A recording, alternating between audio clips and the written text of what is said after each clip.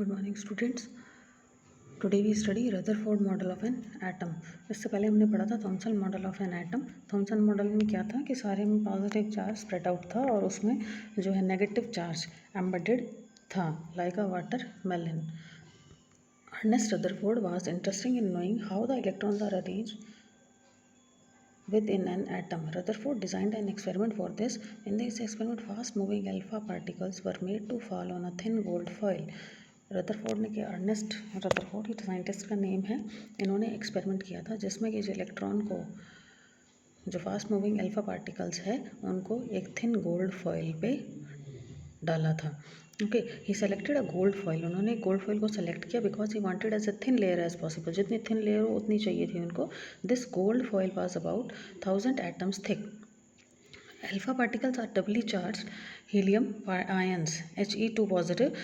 Then since they have the mass 4u atomic mass unit, the fast moving alpha particle have a considerable amount of energy. उन्होंने एक thin gold foil ली और उसके ऊपर alpha particle को strike किया. It was expected that alpha particle would be deflected by subatomic particles. ये सोचा जा रहा था कि subatomic particles से डिफ्लेक्ट हो जाएंगे. Since an alpha particle were much heavier than proton, he did not expect to see large deflection. Alpha particles जो थे वो बहुत हैवी थे प्रोटॉन से, वो ये नहीं सोच रहे थे कि वो वापस से डिफ्लेक्ट होके भी आ जाएंगे. Here is the picture. Alpha particles are striking on a gold foil. Scattering of alpha particle by an gold foil. But the alpha particle scattering experiment gave totally unexpected result. अब जो उन्होंने नहीं सोचा था वो रिजल्ट उनको मिले. The following observation were made. क्या ऑब्जर्वेशन थी? Most of the fast moving alpha particles pass straight through the gold foil. बहुत सारे जो थे वो सीधे के सीधे निकल गए गोल्ड फॉइल में से, ना तो डिफ्लेक्ट हुए. Some of the alpha particle were deflected. कुछ ऐसे थे जो स्मॉल एंगल से डिफ्लेक्ट हो गए.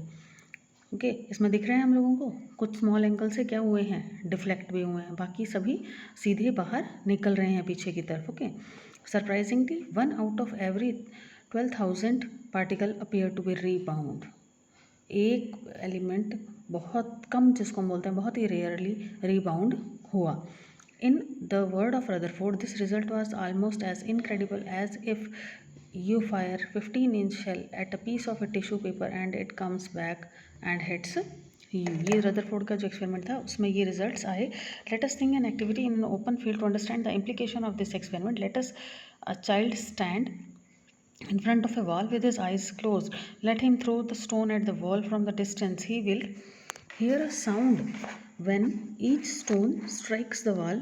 If he repeats this 10 times, he will hear the sound 10 times. But if the blindfold child were throw stones at barbed wire fence, most of the stone would not hit fencing and no sound would be heard. This is because there are lot of gaps in the fence which allows the stone to pass through them. इसने ये experiment किया कि एक बच्चा जिसके पट्टी बंधी हुई है आँखों में, वो अगर एक दीवार पर हिट करता जा रहा है तो बार बार आवाज़ आएगी. अब अगर उसके बीच में तार बंधे हुए हैं, तारों के बीच में बहुत सारा स्पेस है, जैसे हम तार बांध देते हैं तो उनमें बहुत सारा स्पेस होता है, तो उसके बीच में सीधा निकल के भी जा सकता है, तो उसको आवाज़ सुनाई नहीं देगी. Most of the space inside the atom is empty.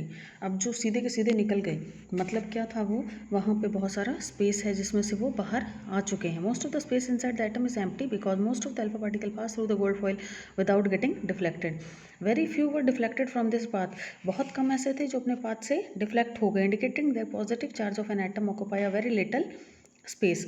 अब ये कहा गया जो डिफ्लेक्ट हुए मीन्स कुछ ही डिफ्लेक्ट हुए थे, तो इसका मतलब वहाँ पे पॉजिटिव चार्ज जो है बहुत थोड़ा सा है. A very small fraction of an element particle were deflected by 180, indicating that all positive charge and mass of the gold foil were concentrated in very small volume.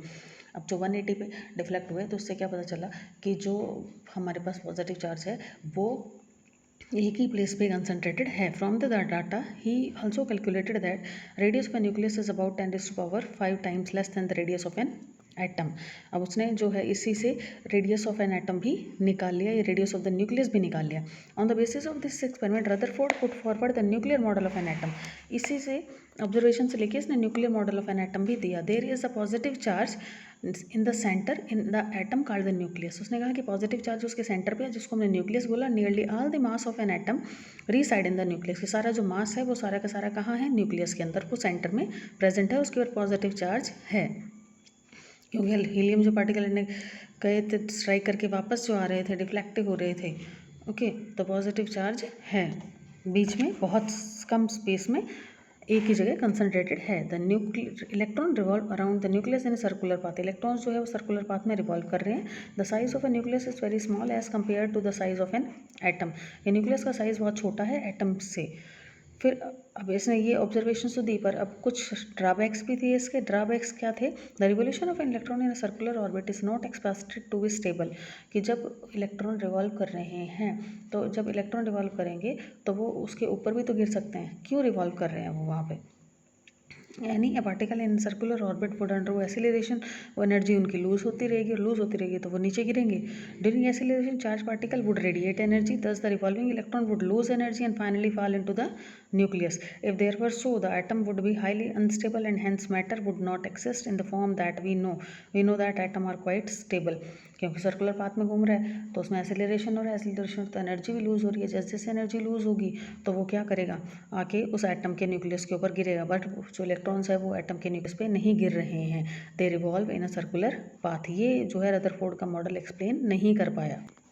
फिर आया बोहर मॉडल। बोहर ने अपना model propose किया in order to overcome the, अब जो ये इसकी drawback थी इसको इसने प्रूव कर दिया। In order to overcome the objection raised against Rutherford model of an atom, Niels Bohr put forward the following postulates. Only certain special orbit known as discrete orbit of an electron are allowed inside the atom. कि जो electron है वो कुछ orbits हैं जिनको discrete orbits बोल रहे हैं, उन्हीं में रिवॉल्व कर रहे हैं। While revolving in discrete orbit the electron do not radiate energy. कि इन ऑर्बिट्स में, इन डिस्क्रीट ऑर्बिट में जब इलेक्ट्रॉन रिवॉल्व करता है तो यहाँ पे एनर्जी लूज नहीं करता है। दीज ऑर्बिट और shell are called energy levels. इन ऑर्बिट्स को हम क्या बोलते हैं? Energy level. The energy level in an atom are shown in the figure 4.3। ये दिख रहा है हम लोगों को, ये न्यूक्लियस है, फिर के शेल, एल, एम और एन, ये 4 शेल्स हैं। इनको डिस्क्रीट शेल बोला है। इन्हीं में जो इलेक्ट्रॉन रिवॉल्व करता है और इनमें रिवॉल्व करने पर वो अपनी एनर्जी को रेडिएट नहीं करता है। N1, N2, N3 and N4 nucleus कहाँ है? बीच में। These orbit or shell are represented by the letters K, L, M, N और the number 1, 2, 3, 4। तो ये था हमारा Bohr model of an atom. Bohr ने ये बताया कि डिस्क्रीट ऑर्बिट में इलेक्ट्रॉन रिवॉल्व करते हैं, जहाँ पे जो है हम ये नहीं बोल सकते हैं कि इलेक्ट्रॉन अपनी एनर्जी को लूज नहीं करते हैं, और नहीं करते हैं तो आराम से रिवॉल्व कर सकते हैं। फिर न्यूट्रॉन्स। न्यूट्रॉन्स दिए थे चैडविक ने, ये एक साइंटिस्ट का नाम है। Discovered another subatomic particle which had no charge and no mass. इस पर कोई चार्ज नहीं है, कोई मास नहीं है। Nearly equal to the proton, जो है वो जितना प्रोटॉन का है वो न्यूट्रॉन का है। It was eventually named as neutron. Neutron charge नहीं है तो न्यूट्रल है। न्यूट्रॉन और प्रेजेंट है न्यूक्लियस। कहाँ प्रेजेंट है? न्यूक्लियस में। Expect hydrogen. In general a neutron is represented as n। The mass of an atom is therefore given by the sum of the masses of proton and neutron. एक तो proton present है कहाँ पे? Nucleus में। दूसरा particle present है neutron. इन दोनों का जो सम है वही क्या देता है? न्यूक्लियस का मास।